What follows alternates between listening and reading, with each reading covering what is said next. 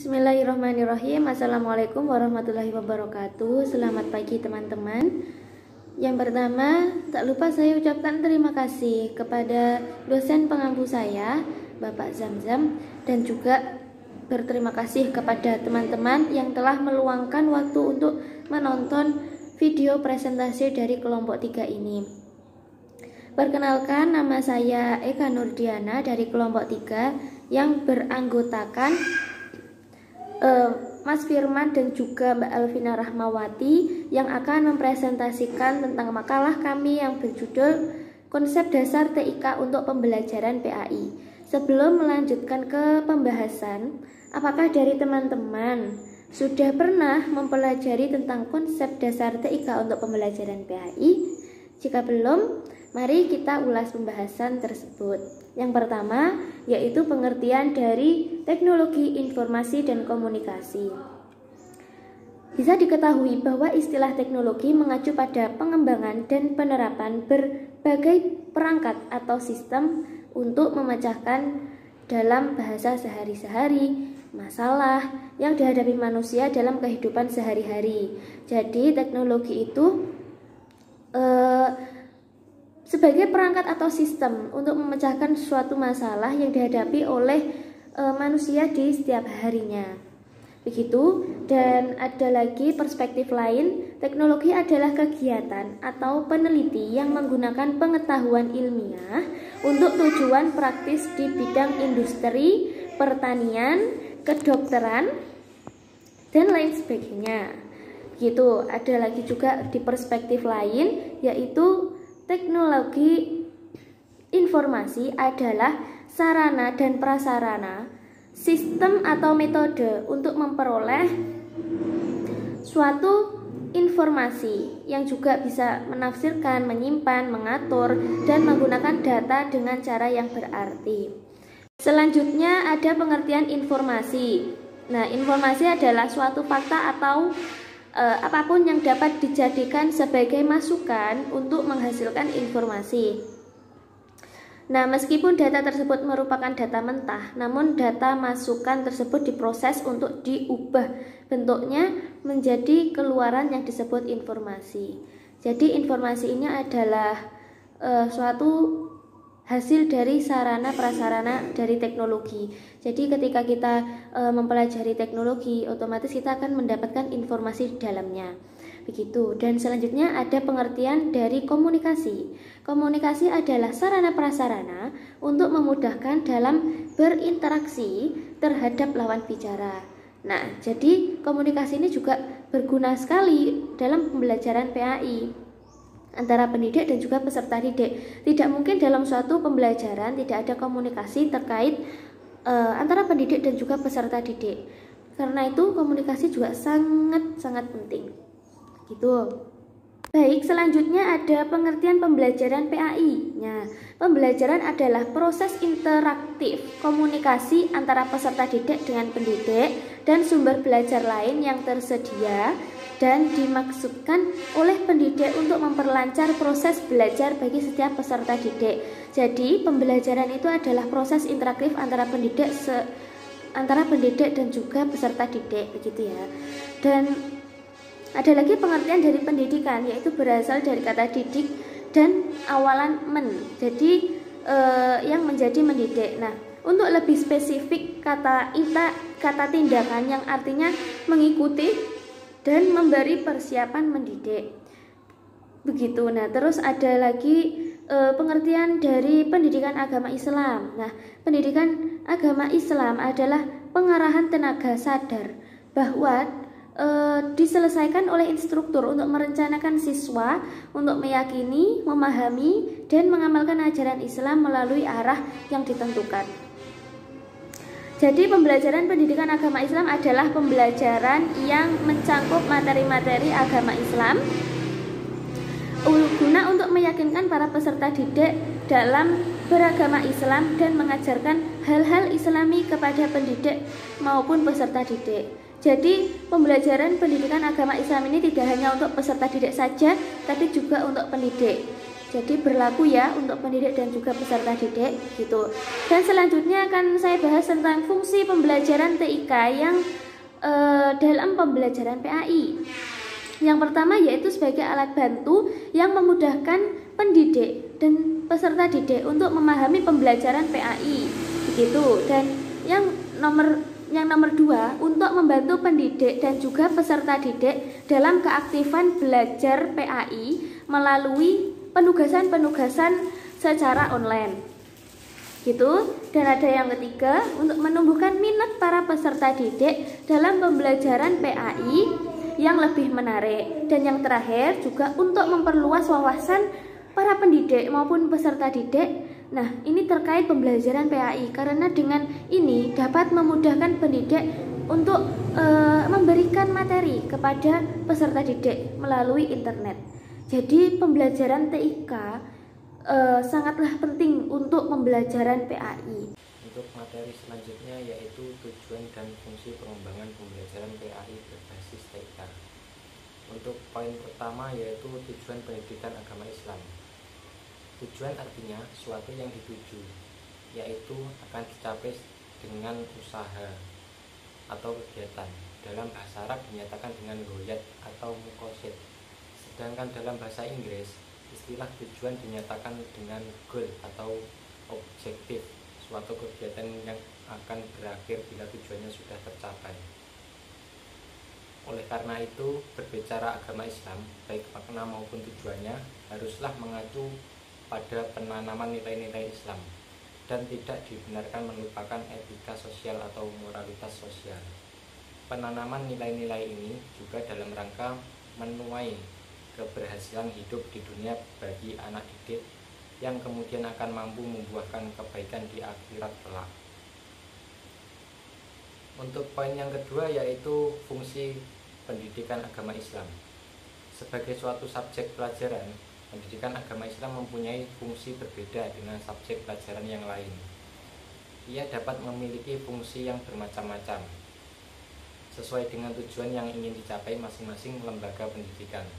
Namun, secara umum, Abdul Majid mengemukakan bahwa kurikulum pendidikan agama Islam untuk sekolah atau madrasah berfungsi sebagai berikut. Untuk yang pertama, pengembangan. Yang kedua, penanaman nilai. Yang ketiga, penyesuaian mental. Yang keempat, perbaikan. Yang kelima, pencegahan. Yang keenam, pengajaran. Dan yang terakhir, penyaluran. Untuk keterangan yang pertama, keterangan pengembangan yang meningkatkan keimanan dan ketakwaan peserta didik kepada Allah Subhanahu wa Ta'ala yang telah ditanamkan dalam lingkungan keluarga. Yang kedua, penanaman nilai sebagai pedoman hidup untuk mencari kebahagiaan hidup di dunia dan di akhirat. Yang ketiga, penyesuaian mental, yaitu untuk menyesuaikan diri dengan lingkungan, baik lingkungan fisik maupun lingkungan sosial. Yang keempat, perbaikan, yaitu untuk memperbaiki kesalahan-kesalahan, kekurangan-kekurangan, dan kelemahan-kelemahan peserta didik dalam keyakinan. Yang kelima, yaitu pencegahan, yaitu untuk menangkal hal-hal negatif dari lingkungannya atau dari budaya lain. Yang keenam, yaitu pengajaran tentang ilmu, pengetahuan keagamaan secara umum. Yang terakhir yaitu penyaluran. Penyaluran yaitu untuk menyalurkan anak-anak yang memiliki bakat khusus di bidang agama Islam agar bakat tersebut dapat berkembang secara optimal. Untuk materi selanjutnya yaitu ruang lingkup PAI. Secara umum, sebagaimana tujuan pendidikan agama Islam di atas, maka dapat ditarik beberapa dimensi yang hendak dituju oleh kegiatan pembelajaran pendidikan agama Islam, yaitu yang pertama, dimensi keimanan peserta didik terhadap ajaran agama Islam. Yang kedua, dimensi pemahaman atau penalaran intelektual serta keilmuan peserta didik terhadap ajaran agama Islam. Yang ketiga yaitu dimensi penghayatan dan pengalaman batin yang dirasakan peserta didik dalam menjalankan agama Islam. Keempat, dimensi pengalaman dalam arti bagaimana pendidikan agama Islam yang telah diimani, dipahami, dan dihayati oleh peserta didik itu mampu menumbuhkan motivasi dalam dirinya untuk pengalaman ajaran agama dan nilai-nilai dalam kehidupan pribadinya, serta merealisasikan dalam kehidupan bermasyarakat, bangsa, dan bernegara. Baik, di sini saya akan menjelaskan mengenai karakteristik TIK dalam pembelajaran PAI. Sebelum itu, kita harus mengetahui terlebih dahulu apa itu karakteristik. Karakteristik merupakan kualitas, ciri, sifat pada seseorang atau sesuatu. Dapat dikatakan juga bahwa karakteristik itu merupakan sifat, kualitas, atau ciri khas yang ada pada diri seseorang atau sesuatu.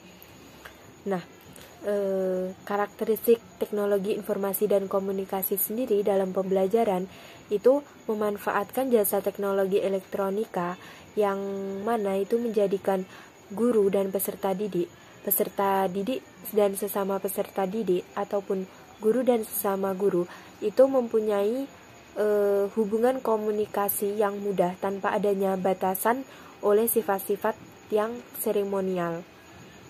Nah, kita ketahui juga bahwa teknologi informasi dan komunikasi itu bisa mengakses segala macam dalam pendidikan.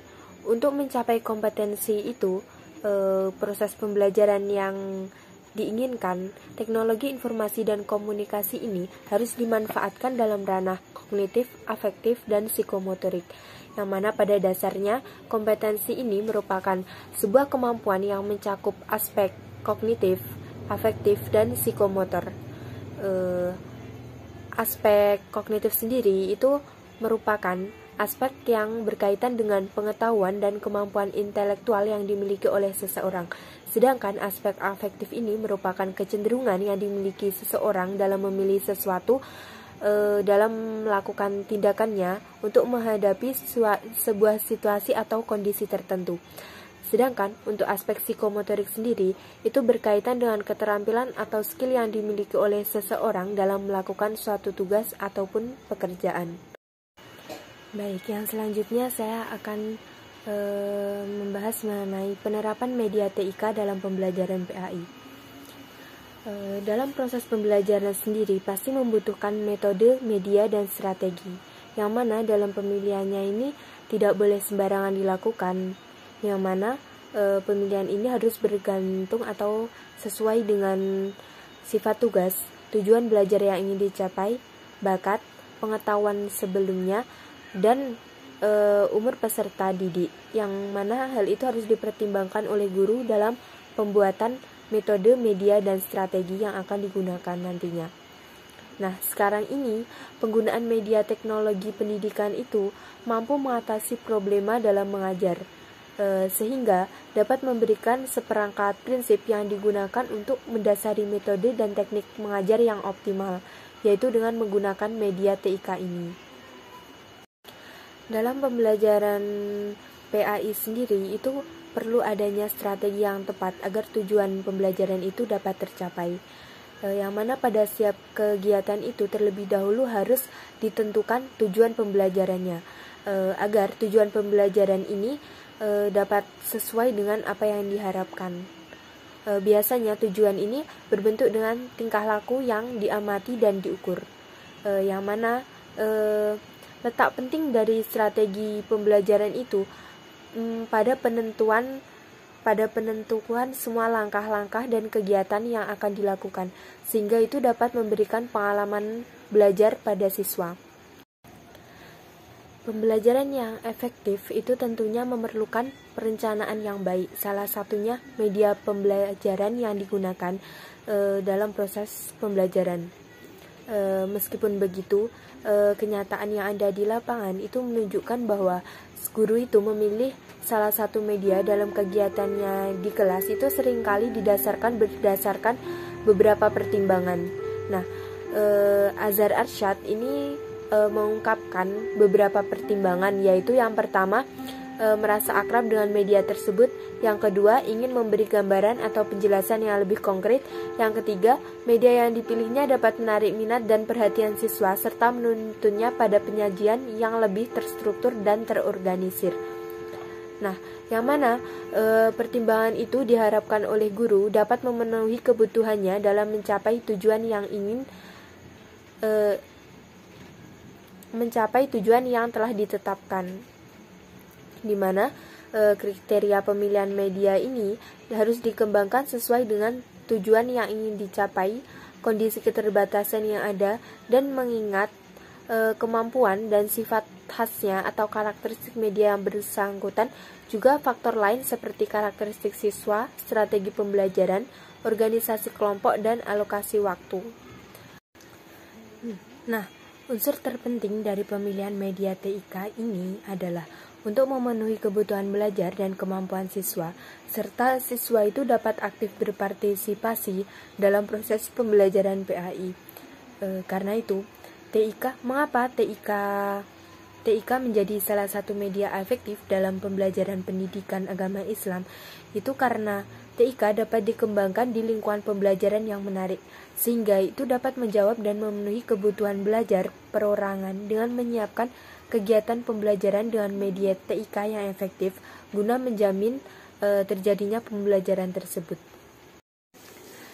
Dapat disimpulkan dari materi terkait konsep dasar TIK untuk pembelajaran PAI bahwa teknologi informasi dan komunikasi itu merupakan hal yang sangat urgent untuk saat ini dan seterusnya, di mana seorang pendidik harus bisa menyesuaikan proses pembelajaran dengan mengkolaborasikannya dengan media TIK yang sesuai. Sebagaimana yang dikatakan oleh George Couras bahwa teknologi tidak akan pernah menggantikan guru yang hebat, tetapi teknologi di tangan guru yang hebat itu transformasional. Dengan harapan apa yang disampaikan oleh saya dan teman-teman satu kelompok saya, kawan-kawan yang lain bisa memahami apa yang kami sampaikan. Dan terima kasih untuk kepada kawan-kawan yang telah meluangkan waktunya untuk melihat sedikit penjelasan dari kami. Semoga kita dapat bertemu di lain kesempatan. Sekian, terima kasih. Wassalamualaikum warahmatullahi wabarakatuh.